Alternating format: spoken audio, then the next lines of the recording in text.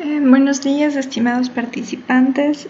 Agradezco su tiempo y su interés por participar en el curso organizado por Ronnie, subconsejero por Ecuador. Te agradezco por la invitación también. Mi nombre es Jessica Flores, actual presidenta del Comité de Ética y Sanciones de FELSOCEM. Bueno, en esta ocasión hablaremos sobre bioética en la investigación. Iniciaré con una descripción de conceptos básicos como lo son moral, ética y bioética, haciendo un énfasis interrelacional y también recalcando las diferencias. Así, posteriormente, narraré un poco de los hechos históricos representativos para procesos de ética e investigación y finalmente una sugerencia de aplicación en los actos de atención médica e investigación. Pues bueno, hablando un poco de moral, se comprende como un conjunto de reglas que generan la manera de un individuo o grupal que se aplican a actos de la vida cotidiana de los ciudadanos. Ahondando un poco sobre estas normas, sirven de guía a cada individuo, orientando sus acciones y sus juicios sobre lo que es moral o inmoral, correcto o incorrecto, bueno o malo. La moral se refiere a creencias y prácticas de primer orden que implican un conjunto de juicios establecidos que originan y siguen los individuos, las familias o las sociedades para orientar sus acciones y comportamientos en la vida diaria. Estos códigos morales pueden servir de referencia a instituciones, grupos, sociedades enteras, impregnando procesos esenciales de socialización y de algunas pautas al momento de actuar. En cuanto a la ética se define como la manera de ser, el carácter. El hombre construye su ethos, que a partir de la etiología, que se refiere a la forma de ser, a partir de la repetición progresiva de los actos que dan lugar a la formación del hábito y son precisamente estos los que expresan la conducta humana. Es un sentido práctico en cuanto a los propósitos de la ética y la moral son muy similares. Ambas son responsables de construcción de base que guiará a la manera de ser, la conducta de la mujer y del hombre, determinando su carácter, su altruismo y sus virtudes de enseñar la mejor manera de actuar y comportarse frente a la sociedad. Más adelante hablaremos de manera más sencilla, esquemáticamente, sobre las diferencias y semejanzas de estos dos términos. La ética como ciencia es un conjunto de conocimientos derivados de la investigación de la conducta humana al tratar de explicar las reglas morales de manera racional, fundamentada teórica y científicamente. Es una reflexión sobre la moral, provee la base teórica para valorar por qué algo es bueno o malo.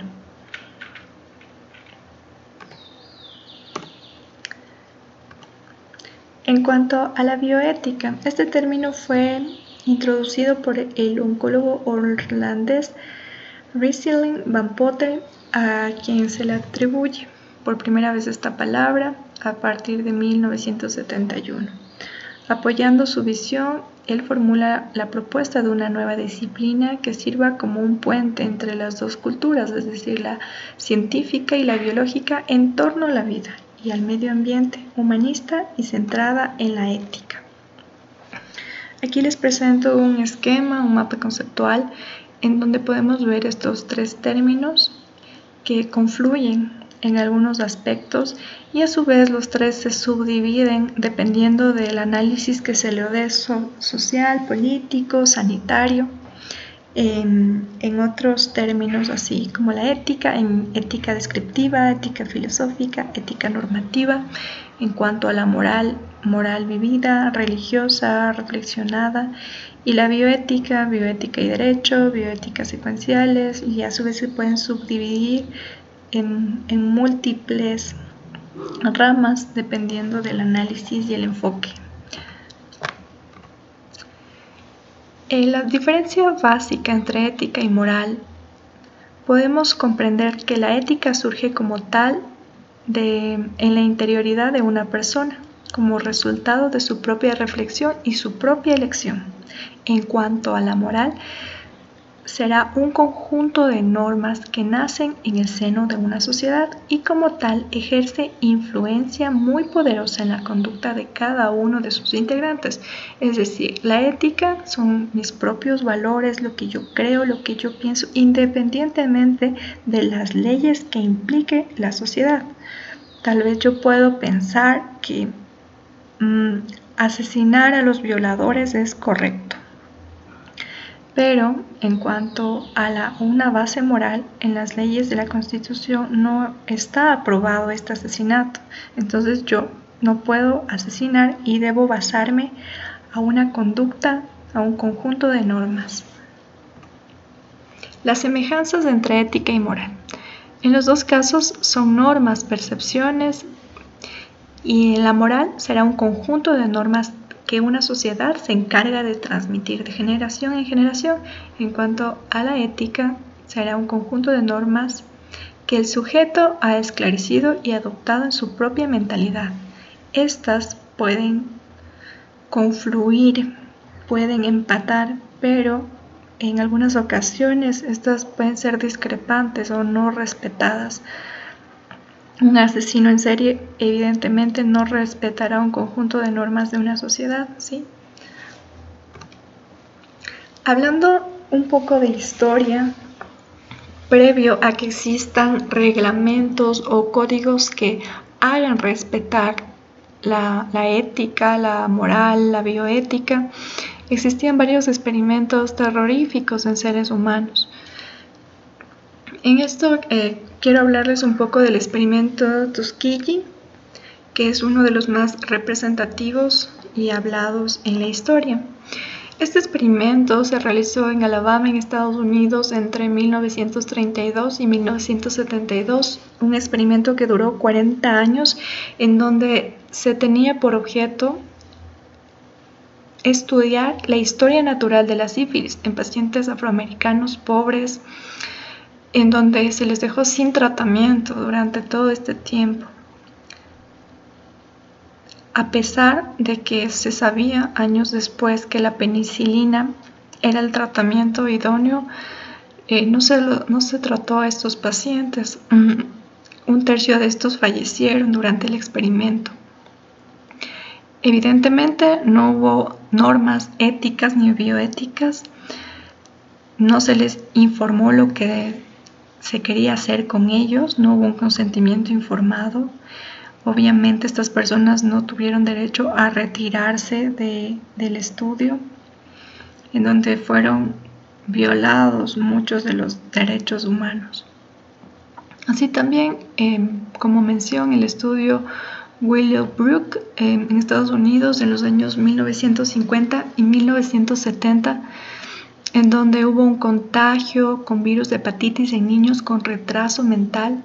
De igual forma, para estudiar la historia natural de la enfermedad, otro estudio en mención, el estudio de Brooklyn en Estados Unidos también en 1963, el cual consistía en inyectar células cancerosas a pacientes ancianos. Con la evolución, documentos representativos, se encuentra el Código de Nuremberg.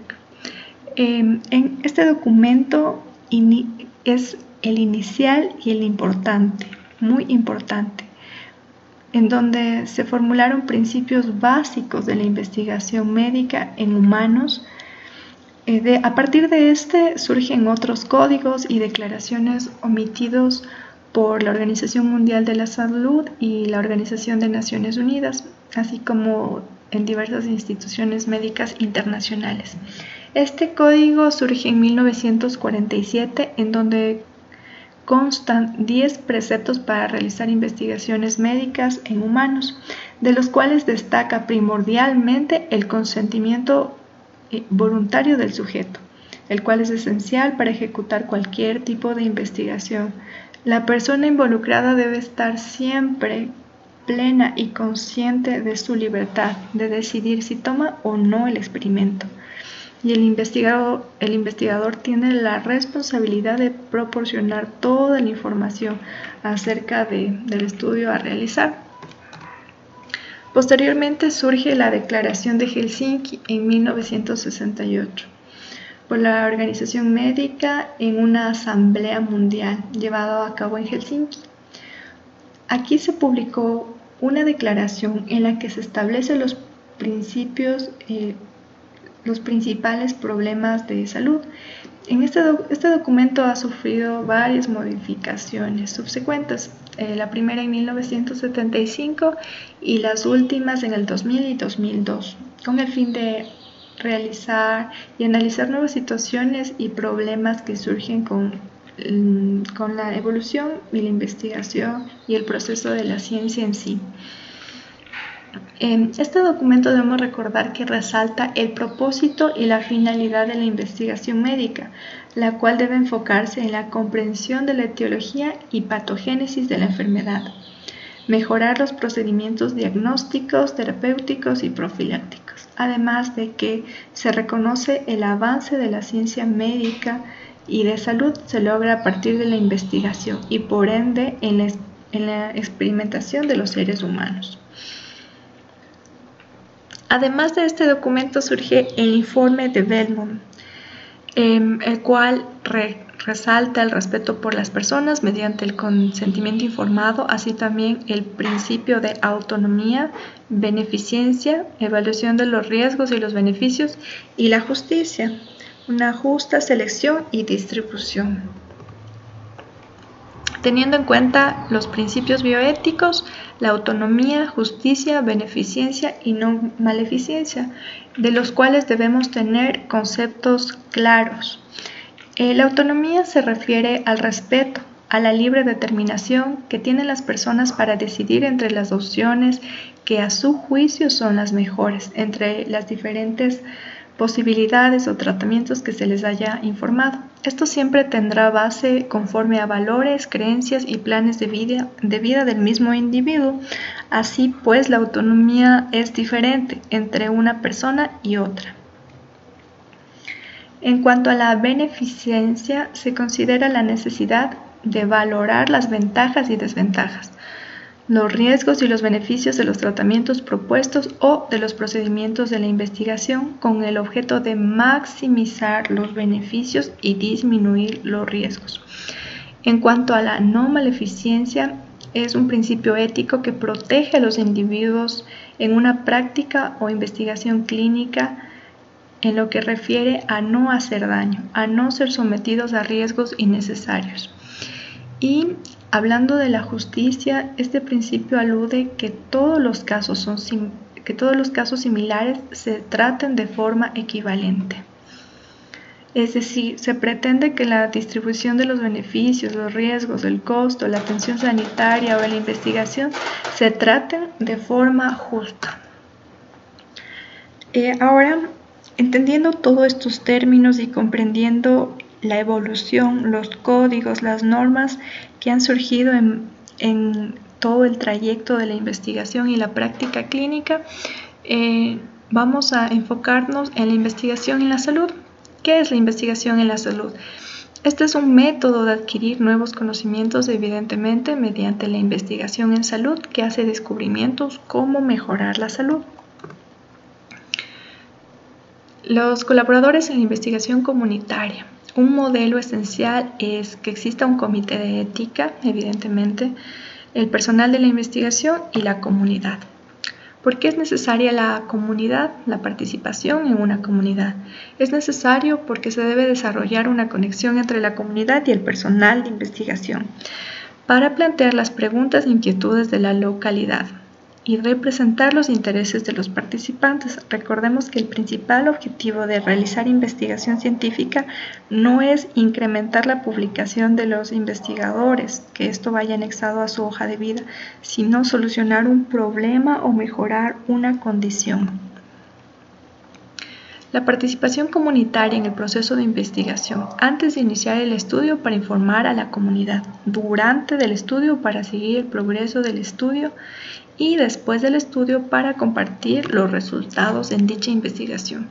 Es una responsabilidad inherente del investigador proteger a todos los participantes, llevar a cabo conforme a principios éticos universales, que son los 4 que ya mencionamos, utilizar los mejores métodos científicos posibles, obtener el consentimiento informado apropiado y respetar la confidencialidad.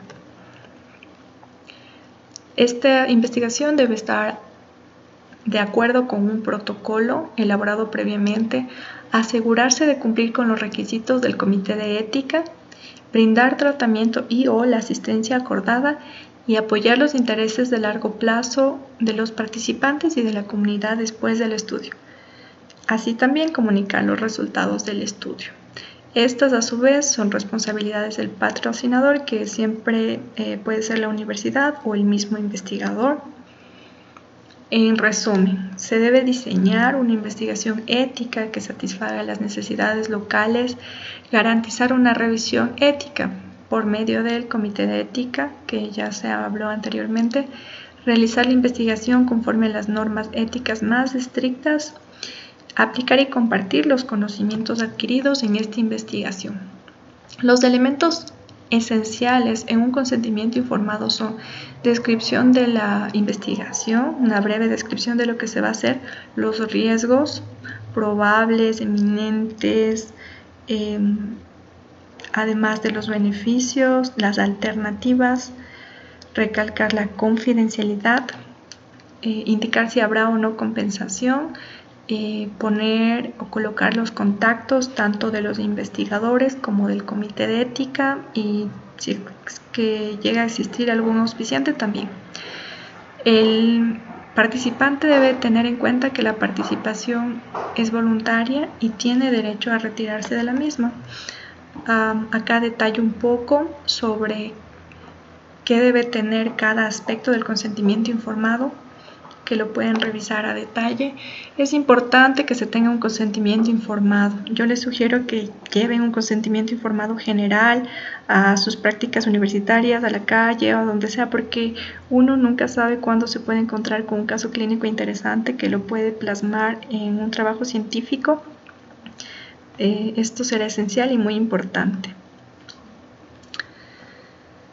En cuanto a las faltas éticas, que se realizan en la investigación, obviamente la falta de un consentimiento informado se estaría violando el derecho a la autonomía al participante, evidentemente el plagio, criterios de autoría, científico en problemas, cuando un autor de un artículo quiere realizar otro trabajo científico y les pide a los coautores que citen los artículos que ya tiene. Esto es algo antiético. Publicación redundante o duplicada, publicación fragmentada, autores honorarios, autores fantasmas. Esto quiere decir que tal vez si existe un investigador con una trayectoria importante, yo lo incluyo como mi autor para que lo acepten en una revista muy importante y al final el autor nunca participó. Conflictos de interés y daños, y una farmacéutica auspicia la investigación de un medicamento y quiere obviamente que los resultados sean favorables, que tiene buena absorción, tiene pocos o ningún efecto adverso, y eso se plasma en una investigación sabiendo que no es así. También es una gran falla ética. La falsificación de datos es algo que surge con mucha frecuencia, en donde implica cambiar los datos obtenidos en una investigación para que la pregunta de la investigación o la hipótesis sea respondida favorablemente. Fabricación de datos, inventarse estos, conflictos de interés, lo que ya hablamos. Así también de forma esquemática, todas las fallas que pueden haber frente a una investigación, consideradas como antiéticas.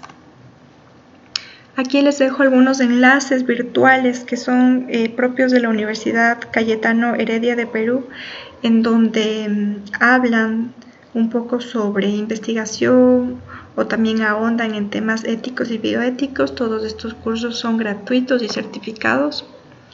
Y finalmente, analizar una pequeña historia o frase en la cual le preguntaron al gran matemático sobre el valor del ser humano y este respondió: si tiene ética, entonces su valor es 1.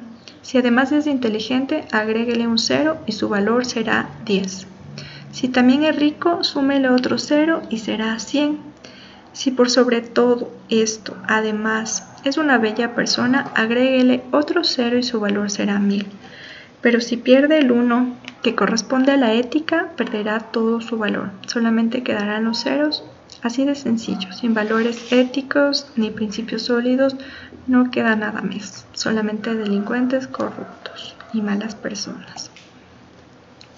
Espero que haya sido de utilidad todos los términos ahondados, que queden claros las faltas éticas y la importancia de tener los principios éticos, autonomía, beneficencia, no maleficencia y justicia a una investigación, para que desde los inicios de su trayectoria y en investigación o clínica tengan en cuenta esto como buenos profesionales. Es indispensable porque todo esto no solo quedará en su hoja de vida, sino también en su mente, y sabrán con ello la calidad de profesionales que son, aplicando parámetros éticos o antiéticos. Un fuerte saludo, abrazos, hasta una nueva oportunidad.